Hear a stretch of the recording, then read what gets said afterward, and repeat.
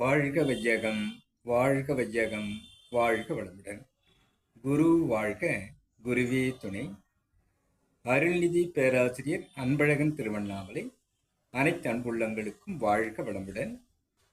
குருவின் நினைவில் என்று குருவினது ஒரு பாடலை நாம் சிந்திக்கலாம். 5 புலன்களையும் அடக்கி புருவத்திடையே அறிவினது மூலத்தை ஆழ்ந்து நோக்கி அமர சிந்தை அடங்கிடும். ஜீவனே சிவனாகும். சிறுகச் சிறுக பயின்றால் சித்திக்கும் உண்மை நெறி. வாழ்க வளமுடன். 5 புலன்களையும் அடக்கி புருவத்திடையே அறிவினது மூலத்தை ஆழ்ந்து நோக்கி அமர ஒன்றி புள்ளியாய் ஒடுங்கி நீரு என்று கூறுவார். 5 புலன்கள் மூலம் ஆற்றல் அழிவதையே இன்பமென உணர் மயக்கம் என்று கூறுவார். சுவை, ஒளி, ஓசை, நாற்றம் ஐவகை அறிவான்களுக்கே உலகு என்று வள்ளுவ பெருந்தகை கூறுவார்.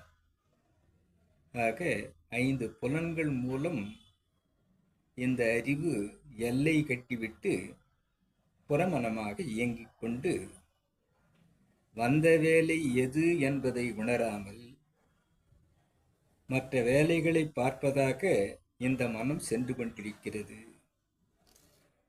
மனதை அடக்க நினைத்தால் அலையும், அறிய நினைத்தால் அடங்கும் என்று குரு கூறுவார்.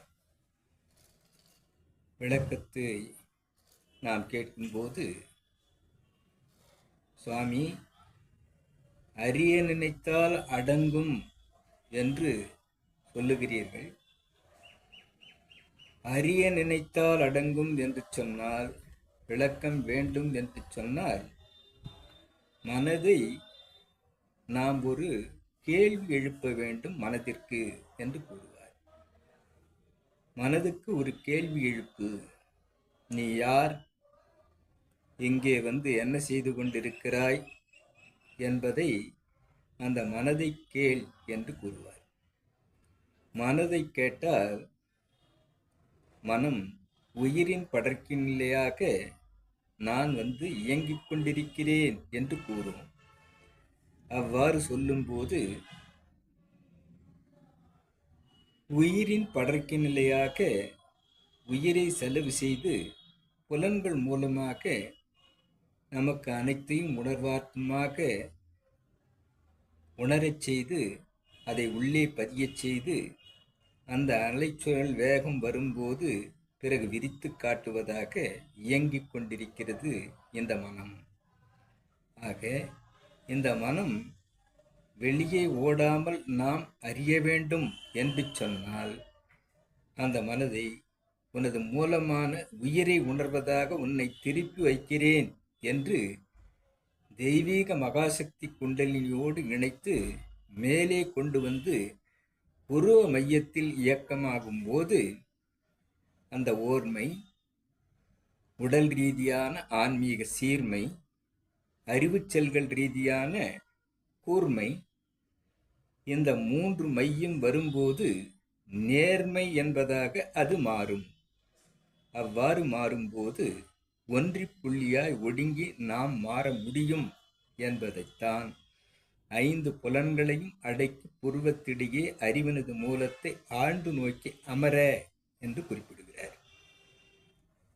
அவ்வாறு அமர்ந்தால் இந்த ஆக்ஞனா சக்கரம் என்று சொல்லக்கூடிய மாஸ்டர் கிளாண்டான பிட்யூட்ரி இயக்கம் பெறும்போது நமக்கு ஓர்மை நிலை சித்தியாகி உடல் ரீதியான ஆன்மீக சீர்மை பெற்று அறிவுச் செல்கள் ரீதியான கூர்மை நமக்கு வரும்போது நாம் செய்யும் செயல்கள், எண்ணும் எண்ணங்கள், சொல்லும் சொல்கள் அனைத்துமே மாற்றம் பெறும், நன்மை தருவதாக அது அமையும், விழிப்பு நிலையில் இருக்கும்.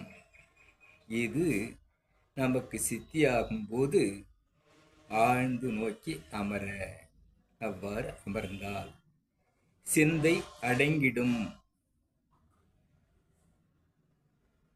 உடல் ரீதியாக அறிவு இயங்கிக் கொண்டிருந்தால் வந்த வேலை முடியாது.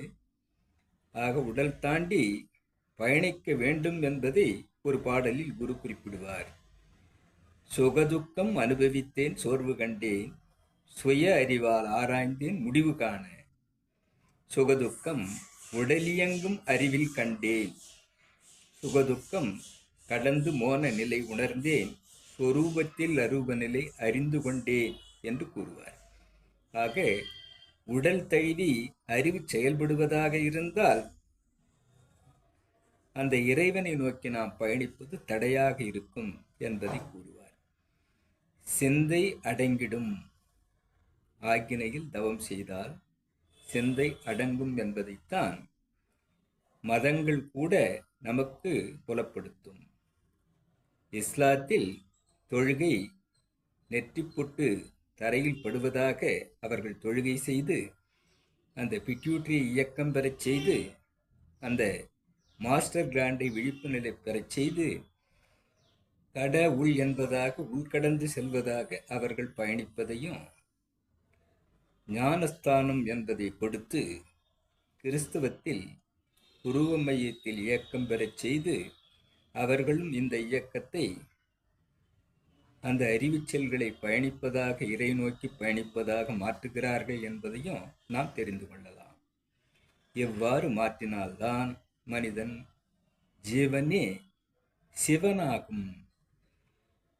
கட உள் என்று உட்கடந்து நாம் செல்லும் போது நாமே அந்த துரியா அதீதம் என்று சொல்லக்கூடிய அளப்பரிய, ஒப்பற்ற, நீடு நிகரற்ற, ஈடு இணையற்ற, அனுமானம் சொல்ல முடியாத அந்த அதீத நிலை துரியத்திலிருந்து நாம் உணரும் போது இந்த ஜீவனே சிவனாக மாற்றம் பெற்று அமர்ந்திருப்பதாக சிறுக சிறுக பயின்றால் சித்திக்கும்.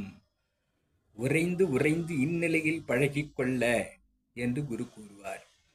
உறைந்து உறைந்து இந்நிலையில் பழகிக்கொள்ள உலக இன்பங்களில் அளவு கிட்டும், கரை நீங்க அறிவு மெய்ப்பொருளாய் மாறும், கரைந்து போம் தன்முனைப்பு காணும் தெய்வம் என்று கூறுவார்.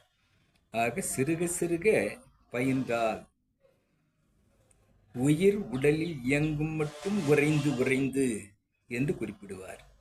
அவ்வாறு ஆழ்மன தியானமாக நாம் செல்லும்போது அந்த இறை தன்மையான தூய்மை நிலை நமக்கு கிடைக்கும்போது அந்த தூய்மை இறைவன் நம்முள் இன்ட்யூஷனாக, உள் உணர்வாக உணரப்படும்.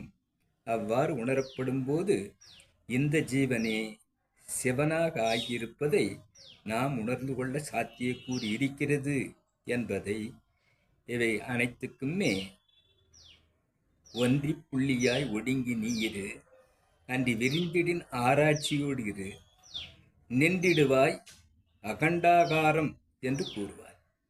ஏரியக்கக்களும் சென்று அதையும் தாண்டி சுத்தவெளி என்பதாக நாம் இருக்க வேண்டும். நின்றிடுவாய் அகண்டாகாரம் என்று கூறி வென்றிடுவாய் புலனைந்தும் வெற்றியே. இறைவனை நாம் உள் உணர்வாக உணரக்கூடிய அந்த வெற்றி புலனைந்தையும் நாம் வெல்லும் போது இது சித்தியாகும் என்று கூறும் குரு இந்த 5 புலன்களையும் அடக்கி புருவத்திடையே அறிவினது மூலத்தை, அறிவினது மூலம் பேரறிவு, ஆழ்ந்து நோக்கி அமர இறை நோக்கி இறைநிலையோடு எண்ணத்தை கலக்க விட்டு ஏற்படும் ஓர் அமைதியிலே விழிப்பாய் நிற்க என்று கூறுவார்.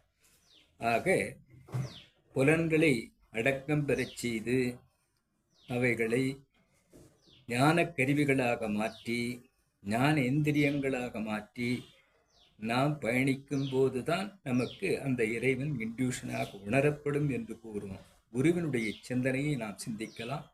அனைத்து அன்புள்ளங்களுக்கும், இறைநிலைக்கும் குருநிலைக்கும் இதுகாரும் செவிமடுத்த அனைத்து அன்புள்ளங்களுக்கும் நன்றி நன்றி நன்றி. வாழ்க வளமுடன் என வாழ்க்கை நிறைவு செய்கிறேன். வாழ்க வளமுடன்.